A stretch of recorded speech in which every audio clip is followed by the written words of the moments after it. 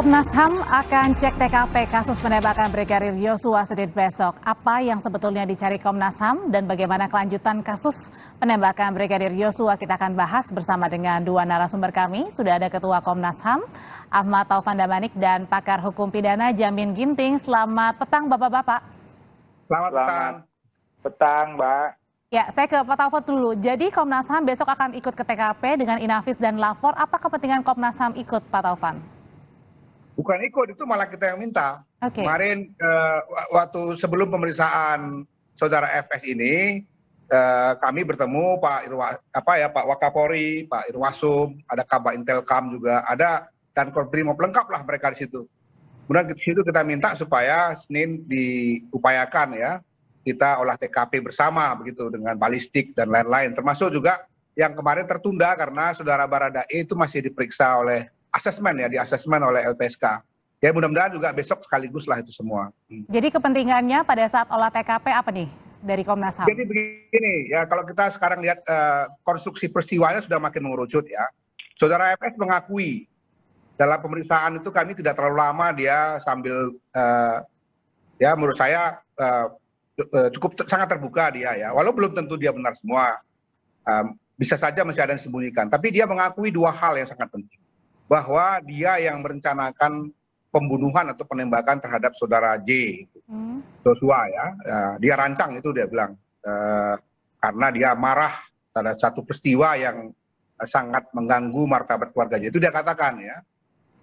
Yang kedua, dia juga mengakui dia yang menjadi otak obstruction of justice itu, jadi dia yang rencanakan, dia bikin skenario seperti apa, penghilangan barang bukti dan TKP-nya dirusak dan lain-lain, itu dia diakuinya, dan dia membuat disinformasi, termasuk yang kemudian berakibat ada beberapa orang atau tokoh lembaga misalnya yang menjadi merasa tercemarkan, itu dia akui semua dan dia minta maaf untuk itu.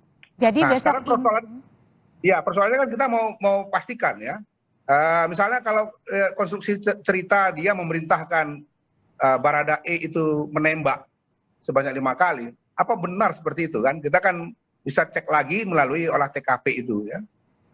Jadi besok olah TKP ya Pak Taufan ya? Iya, dan kemudian nanti yang paling bagus saya kira adalah hasil dari otopsi ulang itu. Itu kan bisa kelihatan apakah misalnya jenis pelurunya sama. Kalau jenis pelurunya berbeda misalnya, kan nggak mungkin satu orang itu berarti. Nah itu yang harus kita cari konstruksi peristiwanya supaya lebih jelas, terang benderang. Seperti yang kami katakan sejak awal, kita ingin semua proses ini dari awal sampai nanti di persidangan itu berlangsung dengan fair. Yang melakukan tindakan tertentu dia mendapatkan imbalan hukumnya.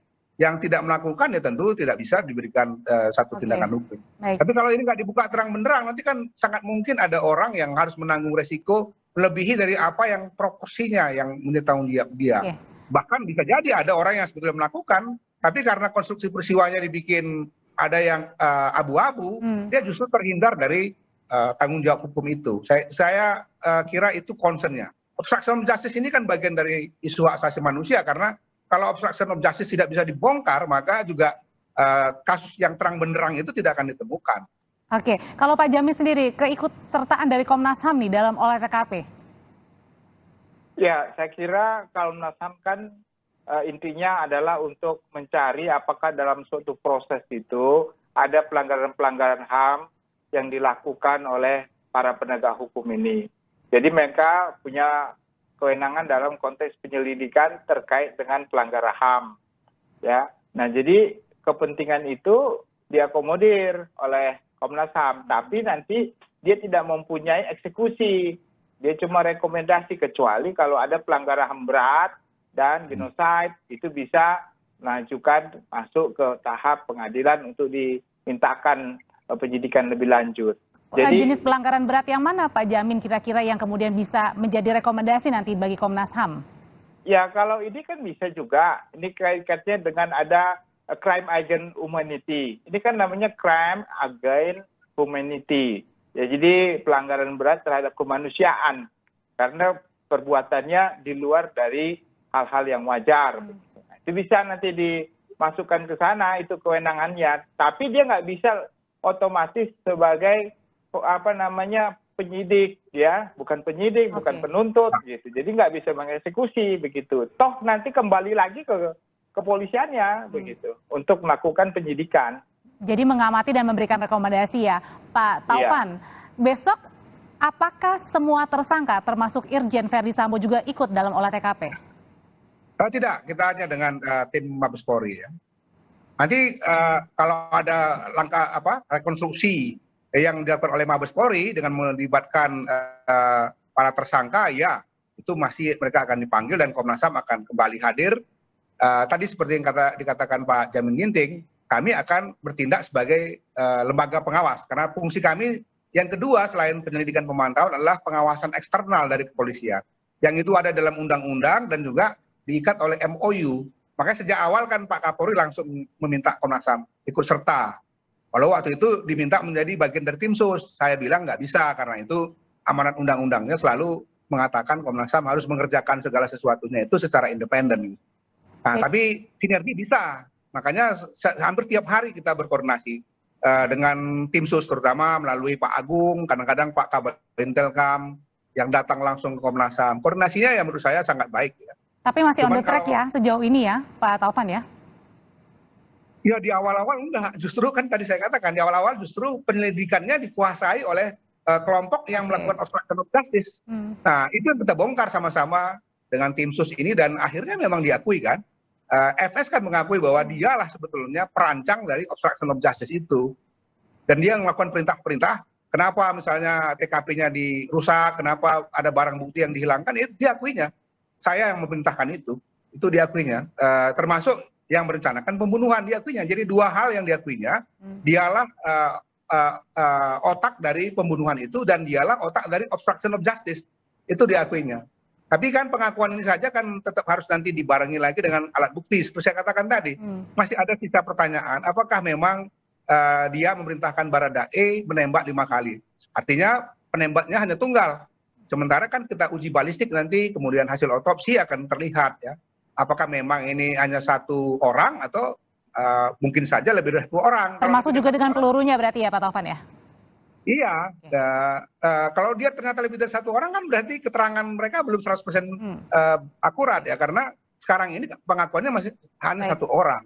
Gitu. Baik, Pak Jamin, kira-kira apa yang harus dilakukan nih? Kalau tadi kan Pak Taufan bilang ada yang belum akurat, ada yang harus dirangkai kemudian bisa runut, cepat juga, sementara berkas perkara juga harus lengkap diserahkan ke Kejaksaan Agung. Apa yang harus dilakukan tim?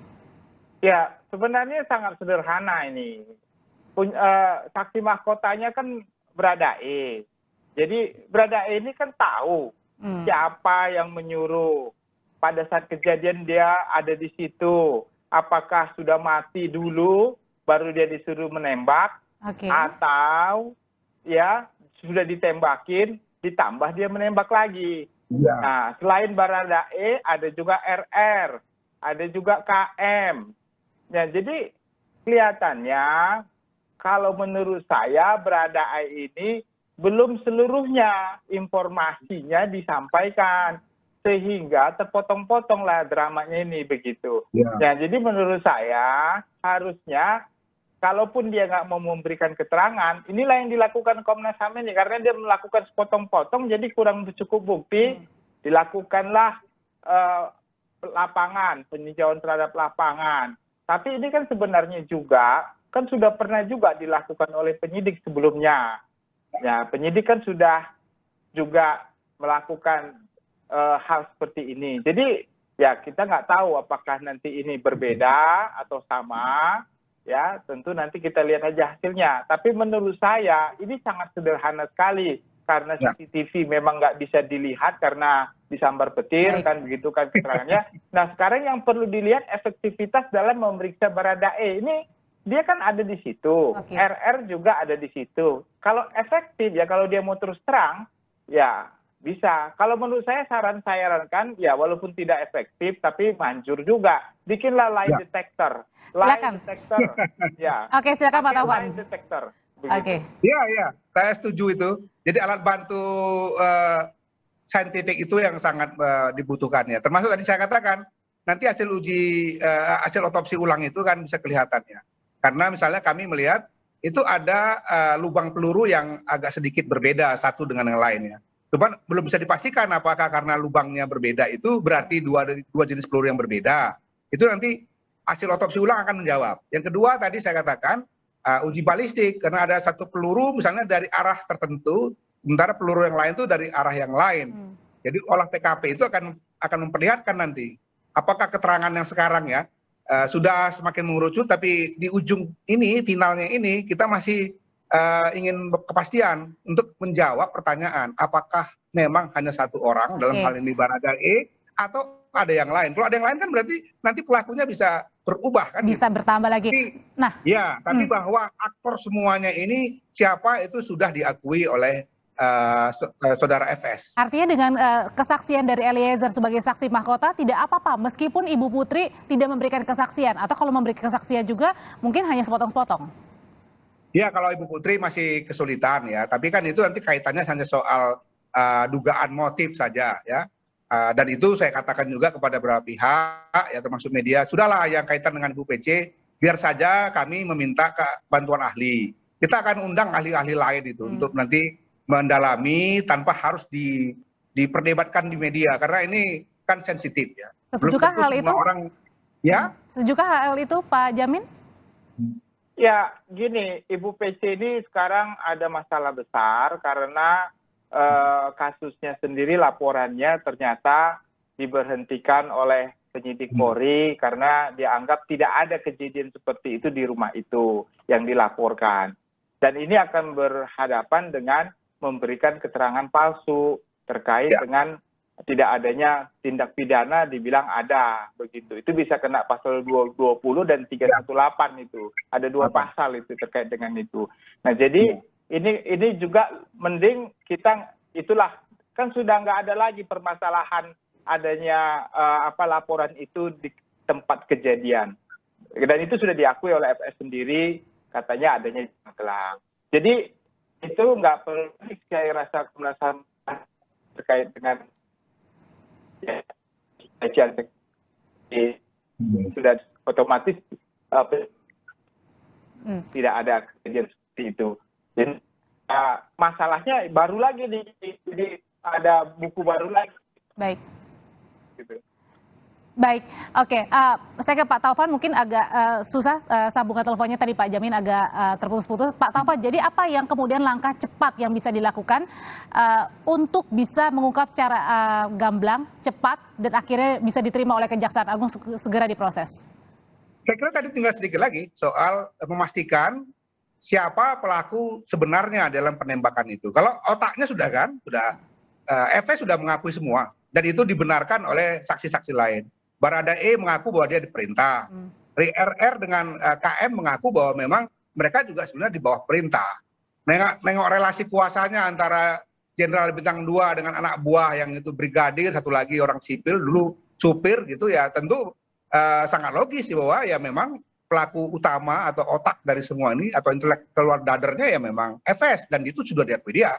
Dituangkan dalam berita acara pemeriksaannya di penyidik kepada Komnas HAM, nggak lama-lama dia langsung mengakui semuanya. Dia bilang, saya pelaku utamanya, saya ambil alih semua tanggung jawab ini, saya yang bertanggung jawab, apapun itu, dia bilang.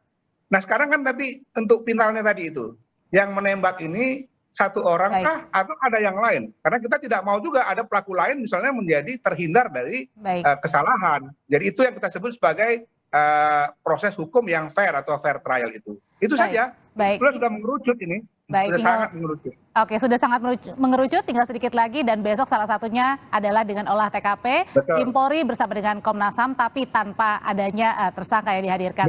Terima kasih. Nanti kita tinggal buat laporan, kemudian kita serahkan pada Presiden, pada DPR dan juga ya tentu saja kepada Kapolri. Selesai. Baik, terima kasih.